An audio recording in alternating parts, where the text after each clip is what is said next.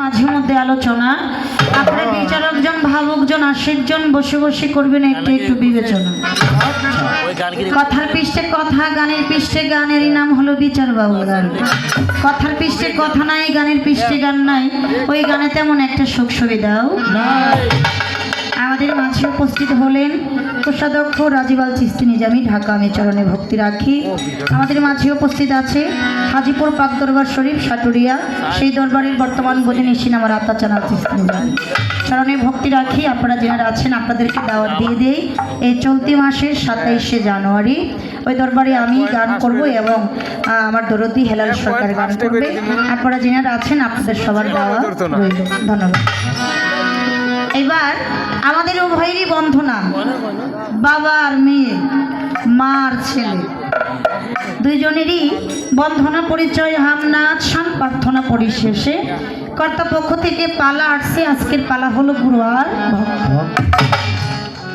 গুরু ভক্তের পালা। সবাই করবেন আল্লাহ আল্লাহ, কেউ করবেন না হই হুল্লা। যদি করেন গন্ডগোল, অসুবিধা হবে বাজাইতে বাঁশি আর ঢোল। এই দুইজন কথাই কথাই হবে বল, পাবেন না কোনো কথার বন্ধনা পরিচয়, হামনাথ শান প্রার্থনা পরিশেষে কর্তাপক্ষ থেকে পালা গুরু ভক্ত, ভক্ত আর গুরু। মাঝখান থেকে আর শব্দ উঠে নিলে গুরুই ভক্ত, ভক্তই গুরু। কিন্তু প্রকৃতপক্ষে ভক্ত পালা গাইতে গেলে আজকে কোনো আলোচনা চলবে না, কারণ যে ভক্ত হয়ে যায় তার কোনো কিছু আর চাওয়া পাওয়ার বাকি থাকে। ওই যে বললাম গুরু আর ভক্ত, ভক্ত আর গুরু। মাঝখান থেকে আর শব্দ উঠিয়ে নিলে গুরুই ভক্ত, ভক্তই গুরু। দুই আত্মা মিশে এক আত্মা হয়। যেমন চুন আর হলুদ মিশে গেলে এক রং হয়ে যায়, তদ্রূপ গুরু ভক্তের দুই আত্মা মিলে এক আত্মা হয়ে যায়। তখনই দুইয়ের মাঝে আর দুই থাকে না, এক হয়ে যায়। আর যখনই এক হয় তখনই ওই একের মাঝে একটা দেশ থাকে, যেই দেশের নাম হলো ফানা ফিল্লার দেশ। আর ফানা ফিল্লার দেশে যখন পৌঁছায় তখন কে গুরু কে ভক্ত চেনা বড়। তখনই গুরু নাম কীর্তন ধরে, ভক্ত আমার মাতা পিতা, ভক্ত আমার গুরু, ভক্তে আমার নাম দিয়াছে বাঞ্ছা কল্পত। ভক্তের হাতে প্রেমের ডুরি, ভক্তে আমার যেই দিক ঘুরাই আমি সেই দিক ঘুরি। ভক্তে যদি খাই রে খানা আমি খানা খাই, আর ভক্তে যদি না খাই খানা আমি গুরু উপবাসে। তখন ভক্ত আশা করে বসে থাকে না যে গুরুর নৌকায় আমি ভক্ত আমাকে পার করে নিবে। তখন গুরুই আশা করে বসে থাকে কোন সময়ে যেন ভক্তের নৌকায় আমাকে পার করে নিবে। কিন্তু এখনো অবধি ওই জায়গায় পৌঁছাইতে পারি না। কেন পারি নাই? আমার মধ্যে এখনো আমার আছে। যতক্ষণ পর্যন্ত আমার থাকবে ততক্ষণ পর্যন্ত ওই জায়গা অবধি পৌঁছানো সম্ভব। তাই ভক্ত হলো দুই প্রকার, একটা হলো বদ্ধ দেশের, একটা হলো মুক্ত দেশের। যখনই মুক্ত দেশে পৌঁছায় তখন আর কোনো কিছু বাকি থাকে না। মুর্শিদ কি বলবে এটা বলতেও হয় না, মনে মনে বললেই ওই ভক্তটা অটোমেটিক বুঝে ফেলে। কিন্তু একটা হলো বদ্ধ, যেই বদ্ধ দেশের মধ্যে পড়ে আমি আমার মুর্শিদের নামটাই ভুলে যাচ্ছি। তাই কি কর্ম কোন সাধন করলে ওই অবধি পৌঁছাইতে পারবো, সেই অবধি আলোচনা রাখার আমি চেষ্টা করব। তাই আমি আমার পালাগানে চলে যাওয়ার আগে বাজান, এটা আমার দয়াল ভাইয়ের আমল থেকে আসছে। গুরু মুর্শিদের সাথে দেখা সাক্ষাৎ হইলে দয়ালকে গুরু পদে ভক্তি দিতাম। দাদাবি মাফ করবেন, ডিজিটাল বাংলাদেশ তো আমরা সবই এখন ডিজিটাল হয়ে গেছে। এমনও আছে আমার পিয়ার চাঁদের বাড়ির পাশে অনেক শিষ্য সেবকের বাড়ি আছে। সকাল হইলে বাজারে যাইতে সময় দেখা হয়, একটা দোকানে বসলেও দেখা হয়। আমি আমাকে দিয়ে বলি, অন্য কাউকে বলবো না। আমার মতো কিছু আমলোক আছে যারা মনে মনে চিন্তা করে, আহারে দিনের বেলা রাত্রিবেলা হইলেও একটা কথা ছিল, এখন আমি যদি মাথা নিচু করে ভক্তি দিতে যাই, 10 জনে যদি আমাকে দেখে আমার মান সম্মানের কিছু থাকে না। ভক্তি দেই না, নিজের মান সম্মানের কথা চিন্তা কইরা সালাম দেই। আসলে বিষয়টা এরকম। দয়াল যেখানে যে অবস্থায় থাকুক না কেন, অবশ্যই অবশ্যই দয়ালের প্রাপ্য সম্মান দিতেই না আমার মুর্শিদের সাথে তুলনা কাউ কি করা। তাই আমি আমার পালাগানে চলে যাব। পালাগানে চলে যাওয়ার আগে আমার দয়ালের চরণে ভক্তি দিয়ে কিছু সম্মান করে আমি আমার কর্তব্যটা করি, তারপরে আজকে আমার পালাগানটা শুরু করব।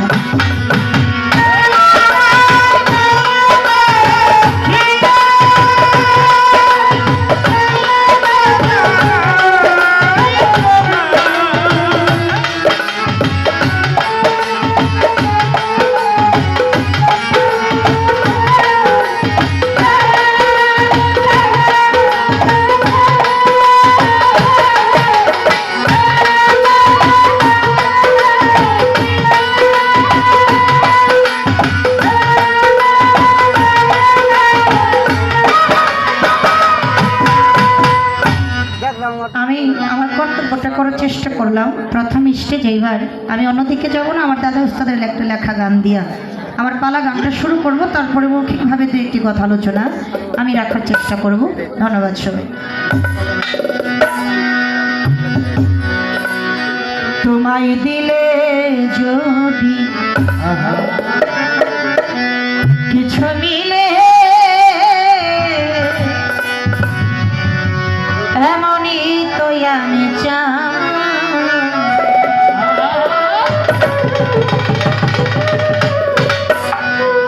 রাত্রি 12টা বাজে, যদি সময় একটু কম হইতো তাহলে একটু অন্য জায়গা থেকে গাওয়ার চেষ্টা করতাম। যেহেতু রাত্রি একটু 12টার মতো বেজে গেছে, তাই অন্য কোনো না দিয়ে আমি এই জায়গা থেকে একটু গানটা রাখলাম। গানটার ভিতরে কিছু হাকিগতের কথা আলোচনা আছে, তারপরে মৌখিকভাবে একটু বলার চেষ্টা করবো। ধন্যবাদ।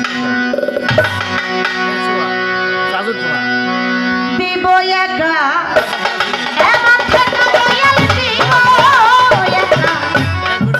দিব একা এমন ঠেকা আমার আছে তোমার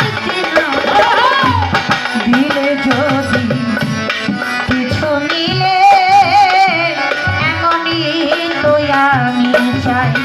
তোমার দিলে যদি কিছু মিলে এমনই তো আমি চাই।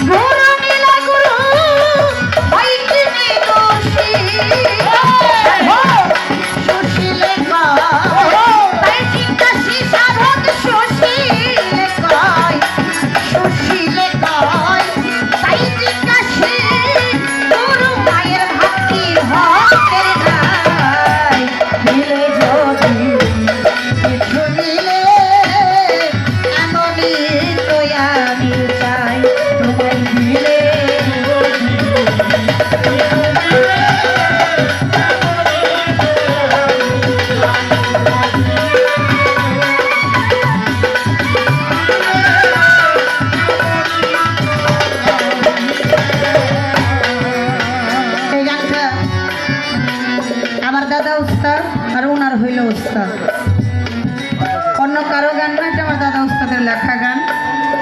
উনি গানটার মধ্যে বললেন, দিলে যদি কিছু মিলে এমনই তো আমি চাই, শুধু দিব একা এমন ঠেকা দয়াল আমার আছে তোমার কি নাই, দিলে যদি কিছু মিলে এমনই তো আমি চাই, তোমায় হাত দিলে হাতে, মন দিলে দেহ মন, দেহ দিলে দেহ পাবো যৌবনে যৌবন, দয়াল তোমায় ভজিলে কি করবে ভজন, যদি আমি তোমার হইয়া যাব,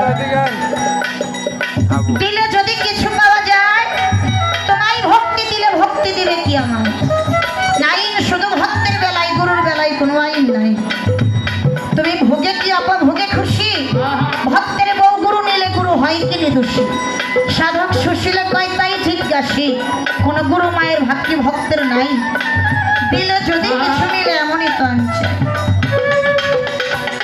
গানটা একটু অন্যরকম মনে হইতেছে, আবার কিছু কিছু আমার মতো আছে যারা মনে মনে আজকে খুশি হয়ে গেছে।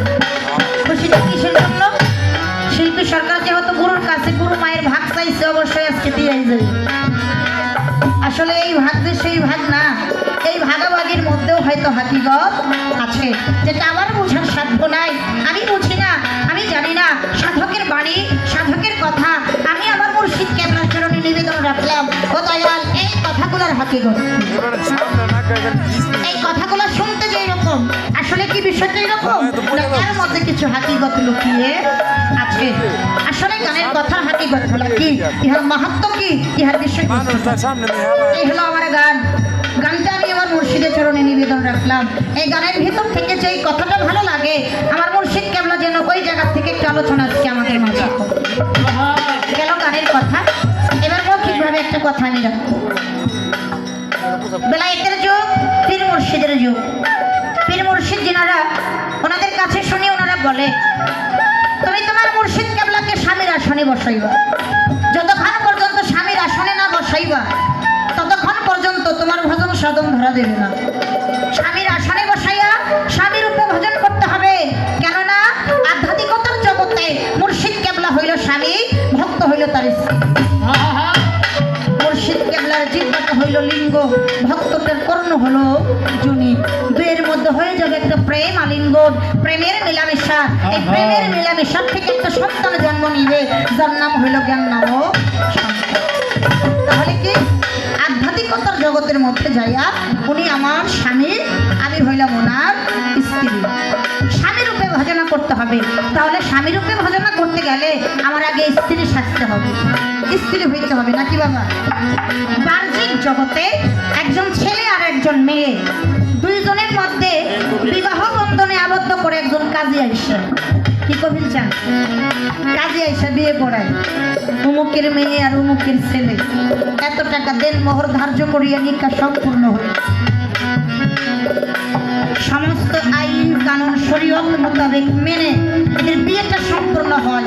এখন এই দাম্পত্যের ঘর থেকে যদি একটা সন্তান জন্ম নেয়, এই সন্তানটাকে সমাজের লোকে ভালো বলবে না খারাপ বলবে? অবশ্যই ভালো বলবে।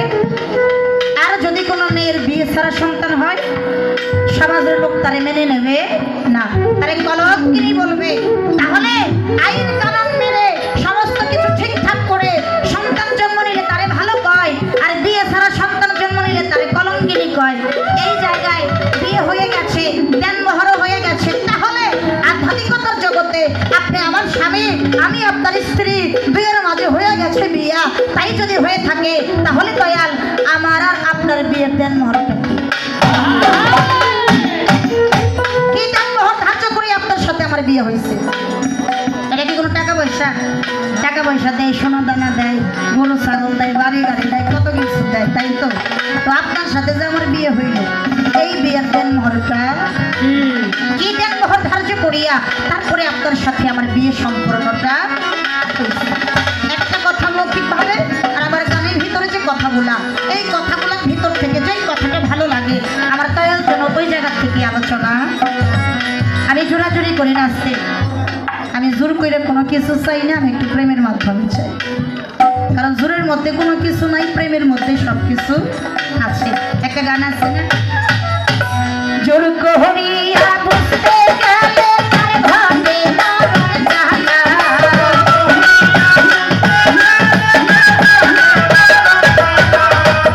জোর করিয়া বুঝতে গেলে তার ভাবে মরণ জ্বালা, কে বুঝিতে তাহলে আমার দিলার জন্মের খেলা, তার জগর জন্মের খেলা, কে বুঝিতে পারে আমার কেরমত জন্মের খেলা, আমার শরীয়ত বাবার খেলা। জোর করে চাই না, আমি একটু প্রেমের মাধ্যমে চাই। দয়ালের যে জায়গা থেকে মনটা নরম হয়, মুর্শিদ কেবলা যেন ওই জায়গা থেকে আলোচনা করে। প্রথম স্টেজ আমি এই পর্যন্তই রাখলাম। ধন্যবাদ সবাই।